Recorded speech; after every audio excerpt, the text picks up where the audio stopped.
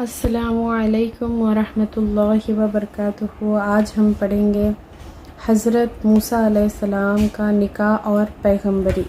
مدین کے قریب پہنچے تو دیکھا کنویں کے پاس بہت سے لوگ جمع ہیں جو اپنے اپنے جانوروں کو پانی پلا رہے ہیں، مگر دو لڑکیاں اپنے جانوروں کو لے کر ایک طرف کھڑی ہیں۔ حضرت موسیٰ علیہ السلام نے ان سے پوچھا کہ تم یہاں کیوں کھڑی ہو؟ انہوں نے کہا ہمارے باپ بوڑھے ہیں، ہم اس انتظار میں کھڑے ہیں کہ یہ لوگ اپنے جانوروں کو پانی پلائیں تو بچا ہوا پانی اپنے جانوروں کو دے۔ یہ سنا تو انہوں نے پانی کھینچا اور ان کے جانوروں کو پانی پلا دیا اور ایک درخت کے نیچے جا کر بیٹھ گئے، کیونکہ یہ شہر میں کسی سے جان پہچان نہ تھی۔ وہ دونوں لڑکیاں حضرت شعیب علیہ السلام کی صاحبزادی تھیں، جن کا قصہ آپ پہلے سن چکے ہیں۔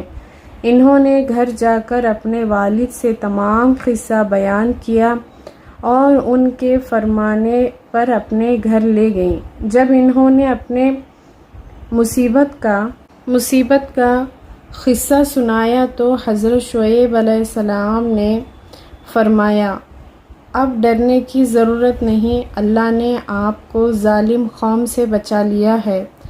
حضرت شعیب علیہ السلام نے ان سے کہا کہ تم 8 سال تک میرے پاس کام کرو اور 2 سال اور ٹھہر جاؤ تو تمہیں اختیار ہے، مگر میں اس کا حکم نہیں رکھوں گا۔ 8 سال گزر جانے پر تمہیں اپنے پاس رہنے پر مجبور نہ کروں گا۔ میں اپنے طرف سے یہ وعدہ کرتا ہوں کہ اپنی ایک لڑکی کا نکاح تم سے کر دوں گا۔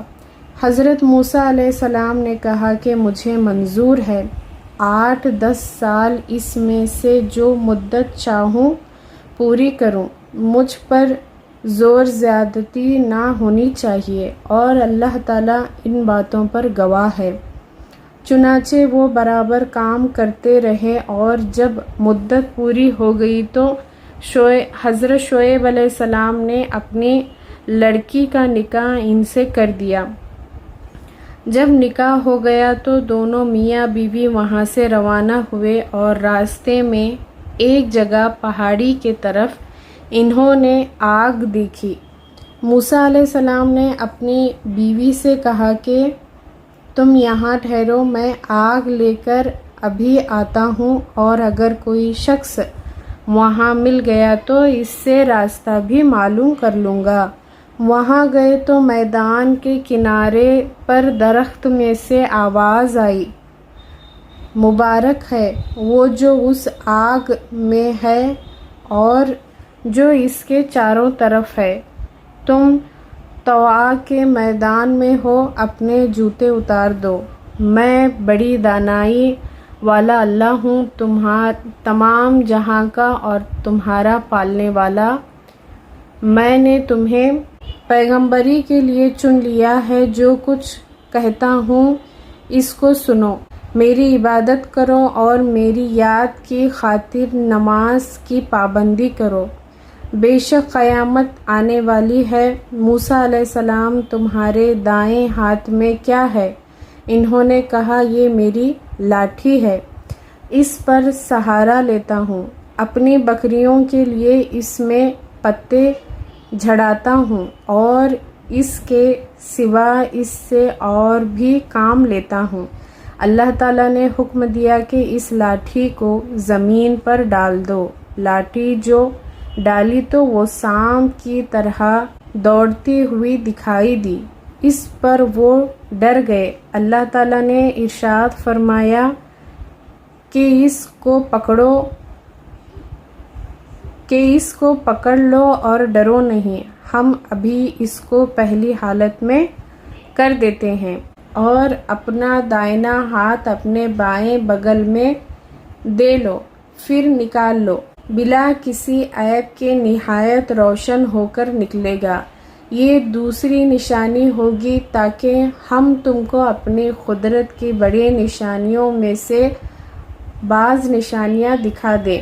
ان دونوں نشانیوں کے ساتھ ساتھ اللہ نے حضرت موسیٰ علیہ السلام کو فرعون کے پاس بھیجا اور فرمایا اس ملک میں فرعون نے فساد پھیلا رکھا ہے اور سرکشی پر کمر باندھ رکھی ہے۔ آپ نے فرمایا کہ مجھے ڈر ہے کہ وہ مجھے جھٹلائے گا۔ میں نے اس کے ایک آدمی کو مار دیا تھا، اب وہ مجھے مارنے کی کوشش کرے گا۔ میرا جی رکھتا ہے میری زبان کھول کے لوگ میری زبان سمجھ لیں اور میرے بھائی ہارون کو بھی میرے ساتھ کر دیں کہ مجھے قوت ملے۔ حضرت موسیٰ علیہ السلام کی دعا قبول ہو گئی اور دونوں بھائیوں نے مصر میں جا کر فرعون سے کہا کہ اللہ تعالیٰ نے ہمیں تیرے پاس بھیجا ہے کہ تو بنی اسرائیل کو نہ ستا اور انہیں ہمارے ساتھ روانہ کر دے۔ ہمارے پاس تیرے رب کی نشانیاں ہیں اور یہ بھی یقین کر لے کہ سلامتی اس شخص کے لیے ہے جو سیدھی راہ پر ہے، اور جو شخص جھٹلائے گا وہ اور سرکشی کرے گا اس پر اللہ کا عذاب آئے گا۔ فرعون کے پاس اللہ کا پیغام پہنچا دیا گیا، مگر اسے اپنی حکومت، فوج اور خزانوں پر گھمنڈ تھا، اسی لیے وہ برابر ان سے بحث کرتا رہا، اور جب ہر بات اس کو ٹھیک ٹھیک جواب ملتا رہا تو اس نے موسیٰ سے کہا، تم بچے تھے جب ہمارے گھر میں آئے، ہم نے تمہیں 16 سال تک اچھی طرح پالا۔ حضرت موسیٰ علیہ السلام نے جواب دیا تو احسان جتا رہا ہے پرورش کا، وہ یہ نعمت ہے جس کا تو مجھ پر احسان رکھتا ہے کہ تو نے بنی اسرائیل کو سخت ذلت میں ڈال رکھا تھا، اور جب تم نے میرے قتل کا ارادہ کیا تو میں مدین چلا گیا، پھر اللہ نے مجھے دانائی دی اور اب رسول بنا کر تیرے طرف بھیجا۔ فرعون نے کہا، اور تم نے وہ حرکت یعنی قبطی کو قتل کیا تھا اور تم بڑے ناسپاس ہو۔ حضرت موسیٰ علیہ السلام نے جواب دیا کہ واقعی میں اس وقت وہ حرکت کر بیٹھا تھا اور مجھ سے غلطی ہو گئی تھی۔ فرعون اس بات کو سن کر لاجواب ہو گیا اور بات بدل کر پوچھنے لگا، تمہارا رب کون ہے؟ آپ نے فرمایا جس نے آسمان اور زمین کو پیدا کیا، جو نہ صرف تمہارا بلکہ تمہارے باپ دادا کا پالنے والا ہے۔ فرعون نے درباریوں سے کہا کہ یہ تو کوئی دیوانہ ہے جو بہکی بہکی باتیں کر رہا ہے۔